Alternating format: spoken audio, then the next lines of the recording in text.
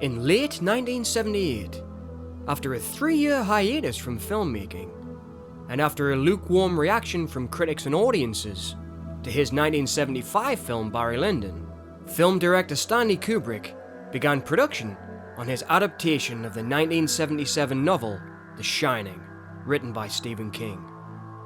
Over time, The Shining has gone on to be one of the most revered and analysed films of our times. I myself am a die-hard admirer and subscriber to many of The Shining essayists and theorists that have debated the film's meaning over the years online. I'm in the tree. One point of view I am fairly sure I agree with, that Stanley's films mean different things to people at different points in their lives. I've done some marginal work on analysing Kubrick's canon in the past, and when subscribers started asking me to do more, I agonised over creating something new about The Shining. But in the end, it's come down to the only thing that I am sure that I can offer: the simple way that I see it.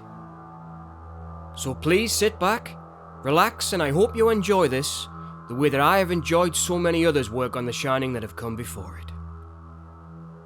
My own relationship with the film has been one of wonder and intrigue. At first, I marvelled at the beautiful majesty of the film's look. Hi, Lloyd. And admired the feelings of terror and confusion that the film's hypnotic imagery stirred within me. I was enthralled to learn about all the technical aspects of the film, to understand why the cinematic techniques of Kubrick and his crew made me feel something different. But as a kid, The Shining also perplexed me, because I knew deep down there was something I wasn't getting. I felt left out, like this film wasn't made for me.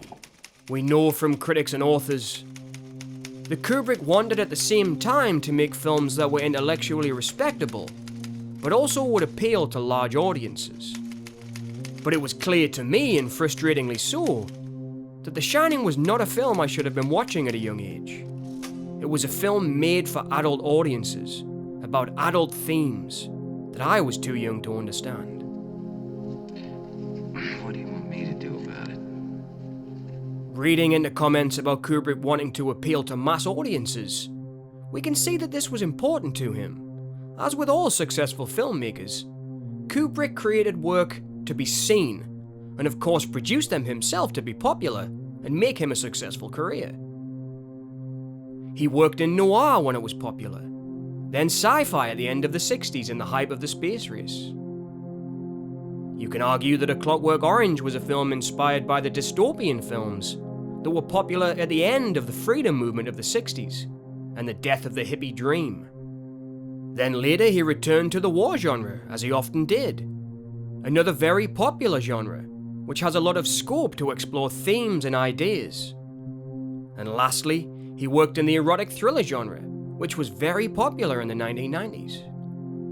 I think it's fair to say that after the relative failure of Barry Lyndon at the box office and with audiences, Kubrick was looking to make a hit.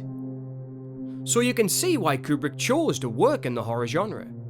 It's a genre that has had mass appeal since the early beginnings of film.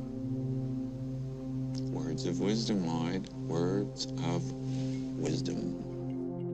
Kubrick used the model and tropes of the horror genre to explore the themes he was always most interested in. Human violence, which was the predominant theme of most of his work. And you can go to hell before I apologize to you now or ever again. As is the corruption of childhood innocence that he had previously explored in works like Lolita.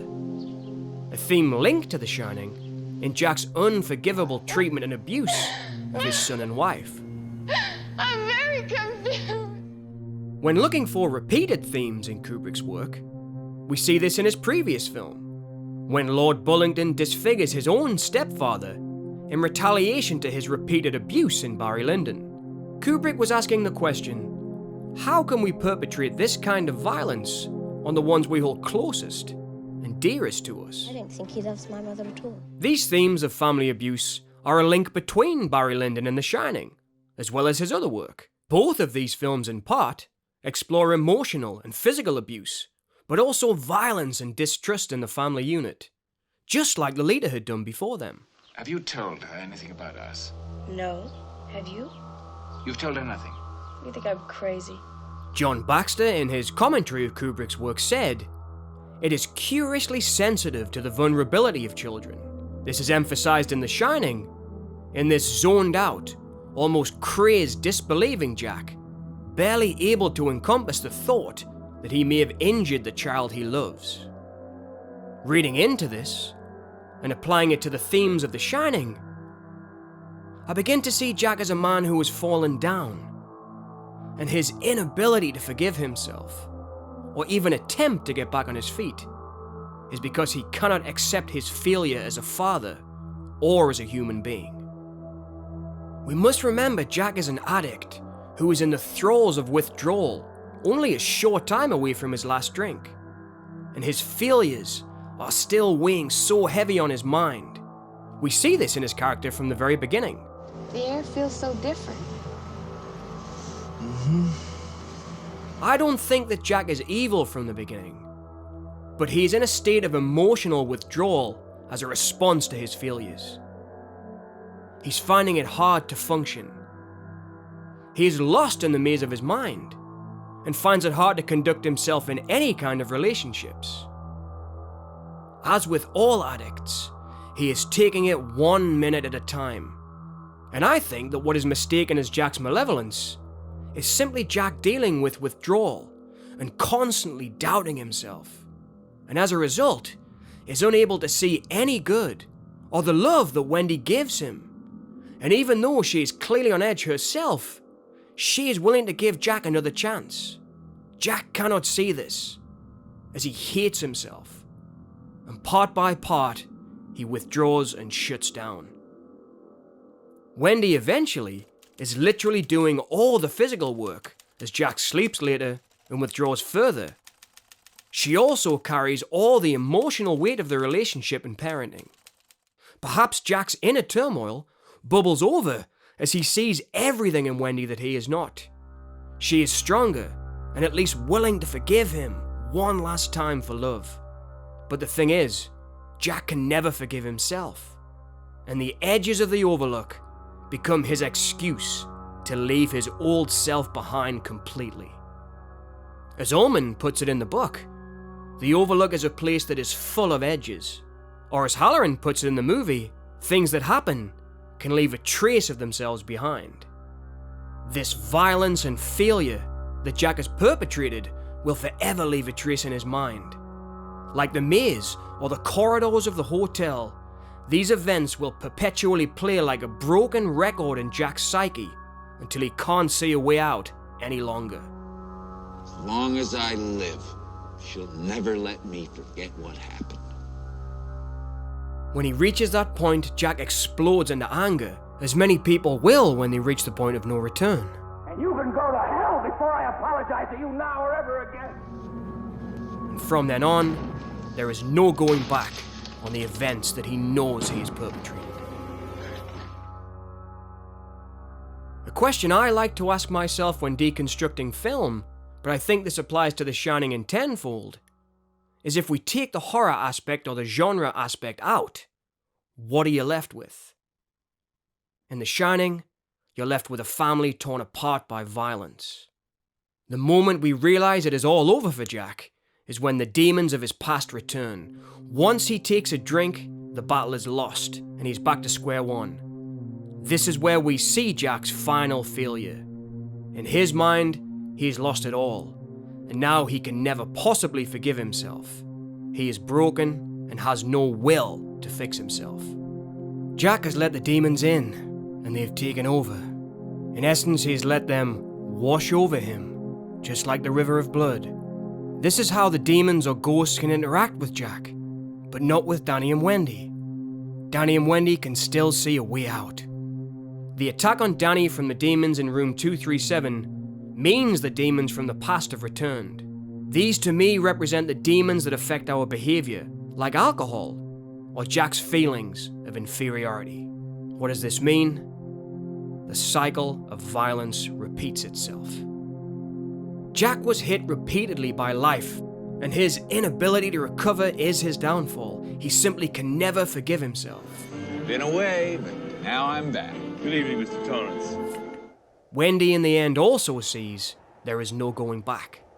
Danny tricks his father by stepping back into his own footsteps, looking back at the violence, realizing it's going to happen again, and he creates himself a way out of the loop or the maze of violence which Jack is now stuck in. Jack will never get out. His violence against Danny will lead him to a dead end. If asked to explain some of the apparitions the family sees, I can only give you a few of my own ideas and theories. The dog costume man could represent the perversions of sexual control and dominance in their relationship. Wendy now sees the utter horror of allowing herself to be controlled and humiliated as the dog, and now sees her true role in the abuse. The ghosts, to me, represent the demons of the past being released for all to see. The river of blood is continually flowing throughout the movie and is seen by all the family in the end. And this could be a visual metaphor that this violence will not stop washing over the family. Life is no longer enjoyable, but a sick, violent, and disturbing party. And by the end, Jack is the only family member who will remain at that party forever. Great party, isn't it? Wendy's love and Danny's innocence have been abused, Yeah, it's amazing how fast you get used to such a big place. but they have found a way out of the relationship. Danny had to grow up way too fast, and Wendy had to see the demons for herself to realize this betrayal. The true horror of The Shining is about the cycles of violence that we as people go through, and it is yet another exploration by Kubrick about the violent nature of human existence. And that if we can't realize our failures from looking at the demons of the past, we will be stuck in the maze of madness forever and ever and ever.